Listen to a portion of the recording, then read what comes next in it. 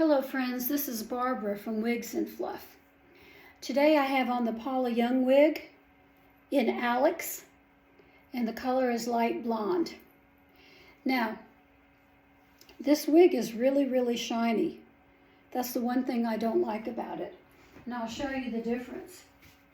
This is the Acclaim, and you can see the difference. The Acclaim has different colors of blonde, so that may be what the problem is. This is only the one color, but it's really shiny, and I don't like that in a wig. It can make it look fake and phony. So I don't think this one looks too fake, but it could look like I just over bleached my hair, but it just really, that's the only thing I don't. It comes up high enough for me. It has fluffy bangs, which I like, and it has a little kick out at the side. But the only thing I don't like about it is the shininess of it. And there's ways that you can deal with that, so I'll talk about that on another day. But there are ways that you can deal with it. But today I want to talk about the 5 reasons that we wear wigs. First of all, it gives us confidence because we're not thinking about ourselves and we're not worrying about having a bad hair day or hair loss, or because you didn't have time to do your hair or didn't have the inclination to do your hair. So that's the first reason. It gives us confidence. The second reason, it takes the worry out of what others might be thinking about us. It takes us from thinking about ourselves to thinking about other people, and that's where God wants us. So wigs take the worry out of what other people may be thinking. We're confident, we have a good hair day going on, we look good, and we're not worried about what anybody else thinks. It gives us a great hairdo. Third thing, every day we have a great hairdo. And that gives us the confidence that we need and peace and joy every single day that God wants us to have. You can play with wigs. That's the 4th reason we wear wigs. You can play with wigs and express your mood. Like some days, I really like being a red.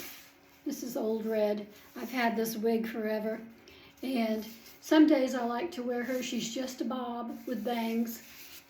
And she's a really good wig to wear some days because I just feel like that. Other days, I might feel like wearing the dolly. And the dolly can really, she's got some real good permatease up in here, and she can go really high if you want her to. So some days I just feel like being Dolly Parton. So other days I might feel like a wig like this, like the Acclaim, to go to a bridge party or to go have lunch with the ladies. So wigs you can play with them, you can express your mood, and they also, the 5th thing is they open up you to new styles and colors that you never would have thought. Like I never would have thought I could wear red, but I can. A strawberry blonde is fine on me. And different hairstyles. I never thought I could wear a hairstyle like the Acclaim, a short one like that, but it's okay on me. And this one's kind of short too, and it looks okay too. So it opens you up to new styles and colors. So first, it gives us confidence so that we're not worrying about our hair loss. Second, it takes the worry out of what others might be thinking about us, so we start thinking about other people instead of ourselves. Third, it gives you a great hairdo every day with confidence and peace and joy. Fourth is you can play with your wigs. It expresses your mood and personality that day. And 5, it can lift your continence and mood, and so that you can be open to new styles and colors. So those are the 5 reasons I have to wear wigs. Now I want to talk to you about something else today. I want to talk to you about who God is. God is the infinite, personal, 3-in-1 Lord, higher than everything and yet present everywhere. And he has authority and control over all things.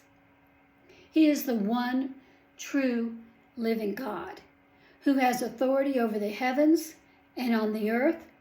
All authority rests with him. He is the King of Kings. He is the Lord of Lords and the great I am. Now, I also wanted to tell you a story today. And the story is about a donkey. So I painted this little donkey yesterday afternoon. Cute little donkey. I like donkeys. So, anyways, the story takes place when, after the Israelites get out of the desert. Remember I told you that they had wandered the desert for like 40 years. Well, they get out of the desert and they camp in the desert of Moab, which is right next to the country of Moab. And the king of Moab freaks out.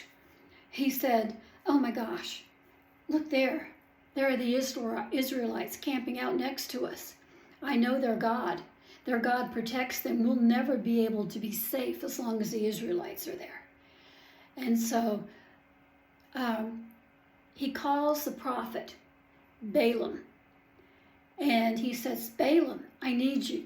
I want you to go and curse the Israelite people.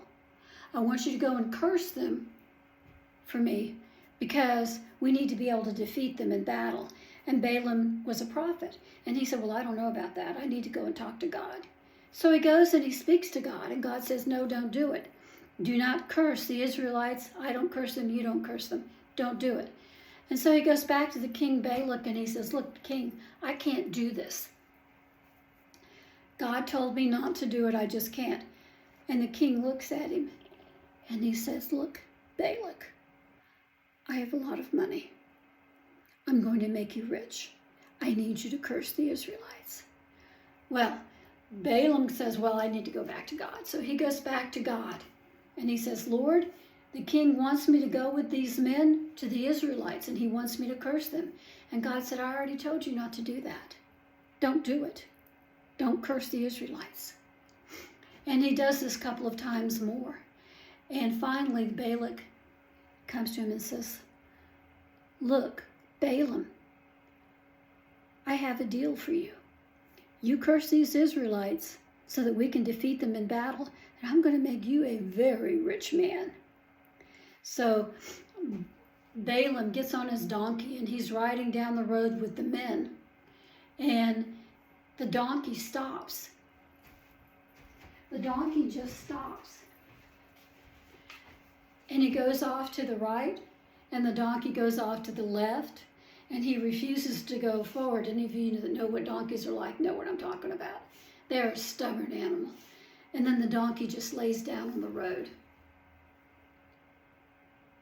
And Balaam gets off the donkey, and he goes to beating that donkey, just beating him and beating him and beating him. And the Lord gives the donkey a voice. And the donkey says, Master, why are you beating me? Haven't I been good servant to you? Haven't I done everything you wanted me to do? And Balaam says, yes, you have. But I got to go. I got to go with these men. I got to go do something. And the donkey just is quiet then. And just at that time, the Lord opens the eyes of Balaam so he could see down the road at what the donkey saw. It was a huge angel with a sword, a mighty sword in his hand, blocking the road so Balaam couldn't go. And Balaam bowed down on his knees and said, I am so sorry. I am so sorry. I should have listened. I didn't do right. So he goes back to the king and he says, look, king, I'm not going to be able to do this. And the king once again offers him more money. And so Balaam says, look, I'm going to try. I'm going to try and see what happens. So he goes with the men and they go to the Israelite camp. And three times, Balaam tries to curse these people. And all three times, nothing comes out of his mouth but a blessing. He does it again, a blessing. A third time, a blessing. No matter how many times he tried to curse these people so he could have that money, all that came out of his mouth was a blessing. So he goes back to the king and says, look, king, there might be another way. And what he did is he taught King Balak how to corrupt the Israeli people sexually, sexual immorality, sin, and greed. And he the king goes out there and they send in these women and all sorts of other things. And what happens is at the end of the story is that God sends a plague to the Israelites and 24,000 people died. They died because of Balaam's disobedience. Now there are two things to learn from this story. One is don't be greedy. Do not be greedy. Be honest. Number two is understand the authority in heaven and earth of God. He has all authority. Balaam didn't get that. He didn't understand the authority of God. So he wanted to do what he wanted to do instead of listening to God. So that's my story today, and I hope you enjoyed it. I hope you give me a comment. I hope you subscribe. And on my other channel, Barbara Wiley Art, we're going to be doing a painting of some rain boots and tulips. I think I'm going to do a different background. I don't think I'm going to do the water. I think I'm going to do something different. But anyways, we're going to paint little pink tulips. We know how to do that. And in little rain boots. So that should be fun. So I hope you have a good day, and I will see you later. Bye.